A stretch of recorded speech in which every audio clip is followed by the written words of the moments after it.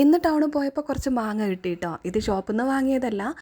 അവിടെ ഒരു വീട്ടിൽ പറിക്കുന്നുണ്ടായിരുന്നു കേട്ടോ. അപ്പോൾ നമ്മളോട് വേണമെന്ന് ചോദിച്ചപ്പോൾ അങ്ങനെ കുറച്ച് വാങ്ങിയതാണ്. അതായത് കണ്ണിമാങ്ങേൻ്റെ കുറച്ച് വലുതായ മാങ്ങയാണ് കേട്ടോ. അതായത് കണ്ണിമാങ്ങ കുറച്ച് ചെറുതായിരിക്കില്ലേ, ഇത് നല്ല വലിപ്പം വെച്ചിട്ടുണ്ട്. അതുകൊണ്ട് തന്നെ ഇത് കുറച്ച് ഉപ്പിലിട്ട് വെക്കാൻ വിചാരിച്ച് അപ്പാടെ കഴിക്കാൻ വേണ്ടിയിട്ട്.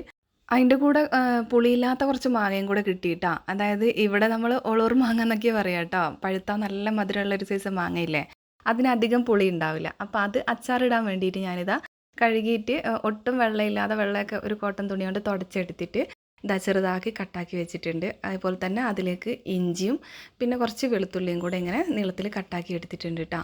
ഇതിലൊന്നും ഒട്ടും വെള്ളം ഉണ്ടാവരുത്, വെള്ളം ആയാൽ ഒരു പൂപ്പൽ വന്നു.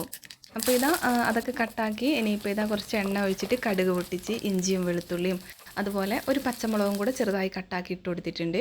ഇനി അതൊന്ന് കുറച്ച് വഴന്ന് വരുന്ന ആ സമയത്ത് നമുക്ക് കുറച്ച് കറിവേപ്പിലയും കൂടെ ആഡ് ചെയ്ത് കൊടുക്കാം.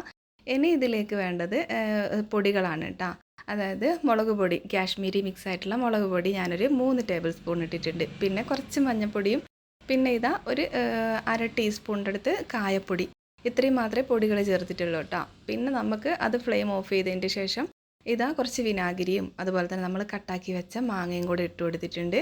ഇനി ലാസ്റ്റ് ആവശ്യത്തിനുള്ള ഉപ്പും കൂടെ ചേർത്ത് കൊടുത്താൽ നമ്മുടെ അച്ചാർ ഇവിടെ റെഡി ആയിട്ടുണ്ട് കേട്ടോ. സിമ്പിളല്ലേ, പെട്ടെന്ന് ഇടാൻ പറ്റുന്ന ഒരു ഈസി അച്ചാറാണ്. ഇഷ്ടമായ ലൈക്കും കമൻറ്റും മറക്കണ്ട.